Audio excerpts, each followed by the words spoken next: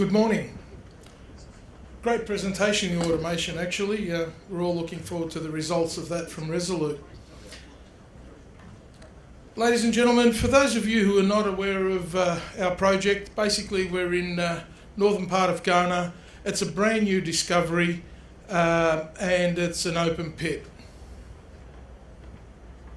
Our capital structure looks like this at the moment. Shares on issue, 380 million. Money in the bank, 29 million, and that'll see us through for at least the next 18 months. Shareholders, we've got a wide spread there on that pie chart. You're familiar with most of those names. And we've got coverage, global coverage, and there's a list of the people that are covering us and follow our story, and our shareholders by geographic location. The board of management, myself and Malik Issa, we're founders of the company, and we put in close to $2 million personally before listing, so we have got skin in the game. This is not a CEO job for me. A few cent price move covers the annual salary, so we're aligned with all the shareholders here. And the rest of the team, we've got Kevin Tomlinson, who's our chairman, who's here with us today. We've got Ken Thomas, who was recently joined our board. He was employee number 3 at Barrick, so he rode the way from zero to the last few years. Very good technical person, heads up our technical committee. Michaeli, who's also a corporate lawyer in this space, and Trevor Schultz, who joined us less than a month ago, who lived in Ghana for 6 years. He's a plant builder. And previously, his last job, he built the Centamin plant up in Sakari up in Egypt. He took that from 0 to 12 million tonne per annum throughput. Regionally, this is how West Africa looks from a geological perspective. No surprises there, other than the fact that we're located in the northern part of Ghana. And as you can see, most of the mines are in the southern part of Ghana. Infrastructure, as you can see, the ports down the bottom, southern part of Ghana, the main highway that feeds into West Africa, into both Burkina Faso and Mali. All the mines that are fed materials and equipment drive along that highway. So we've got great infrastructure, and we've got high voltage power on that road that runs 30 kilometres away from us. So it's a grid that feeds into West Africa, so it's consistent all year round. So great power supply, and the water all year round, 7 kilometres away. So excellent infrastructure. Now, our pre-feasibility study was published late last year. Our list of consultants on the left-hand side there, they're all the tier 1 common names that we're all familiar with. What I'd like to mention here is our reserve. We're sitting at almost 5 million ounces, 4.76 million ounces in an open pit in reserve category. The pit was designed at $1,100 and our financial model's built on $1,250. Our development costs, including contingency, is $414 million. We don't see that changing too much in our feasibility study that's coming up later this year. Our all-in sustaining costs, our starter pit, we've got a starter pit there that's got 1 million ounces in it, that's been designed to pay back any debt to build the project. And that comes in at $600 all in, but the life of mine all in is $770, sub 800. Payback could be as low as 1.8 years if we choose to pay back 100% of that debt. Right, if that was fully funded to 100%. Post-tax MPV, 586, we're optimising that. We're reshaping the pit designs and a few other bits and bobs, so we think that'll improve. And our post-tax IRR is 38%. And the next slide talks a little bit more about the detail behind it. The column there with starter pit, gives us 360 odd thousand ounces for 2.5 years.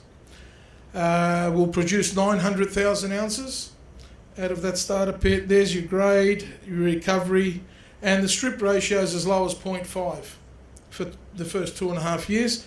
And just across there to the right, you'll see 1.4, which is the life of mine strip ratio. But overall, with the study as it stands, we should be producing for the life of mine around 300,000 ounces per annum for 14 years. This is how our 4.76 reserve was generated. We had a resource at the bottom here of 6.5 million ounces in indicated, 500,000 ounces in inferred. We used the 6.5 million of indicated, wrapped the pit shells around it, and we got 4.76 of reserve. After tax sensitivities, the one on the left hand side there's your 38% at $1,250 gold. Internally we say we pray for the 46, but we plan for less than $1,150. Internally at about $1,000 gold, we're just over 20% IRR. The project, we'll get onto that now. The last two bullet points are very interesting. We've been granted a mining license based on our technical success and our merits, and our environmental permit, which we believe will dovetail into the feasibility study, which is due out later this year. Once we obtain that EPA, we marry them up, submit them into the mines department and get an operating permit, and off we go. The long section, just how the gold's distributed in the long section.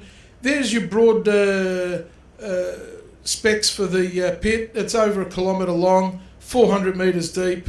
Your starter pit is the one that'll pay back the debt. That's what it's been designed for. Cross section. The reason why the strip ratio, ladies and gentlemen, is low in the starter pit, you can see the width is 350 metres wide, mineralised from surface. So the minute the engineers say the plant's ready to go, we just scoop up and direct feed. There's no stockpiling or anything complex. And that corner up there on the western side is where a little bit of waste exists. And as you follow that boundary there, you'll see why that's the waste area there on the west side. Everything else sits within mineralisation. Process flow sheet, pretty standard, run of the mill. I can say that the gentleman that joined our board, Trevor Schultz, who built Sentiment's plant, said it's identical to theirs. So he built theirs with his eyes shut, and he has no problems dealing with our potential COO in giving him advice on how to fine tune and tweak this and work with it. It's nothing special about it. It's standard. What we're also doing is we've got a land package there that allows us to focus on and look for more gold in the district. This is a district play, so it's beyond Namdini. Our hope and desire is to find some satellite pits out there and that can be trucked down to and hopefully better grades that can help upfront cash and MPV numbers for the pit. So we've made what we believe to be a recent discovery in Ndongo East, in 25 kilometres away, in one of those tenements there. You can read about it, it's all out there. And we've got a few other targets, walk-up targets. We've done quite a bit of work over the years, and we're hoping to make another discovery at least to feed into Namdini. And if it's good enough for a standalone operation, well, that's fine too. The key ones here are the last two at the bottom there, our DFS, which we anticipate delivering in Q3 of this year. And our district exploration has kicked off and commenced, as I mentioned earlier, and with that discovery I just talked about.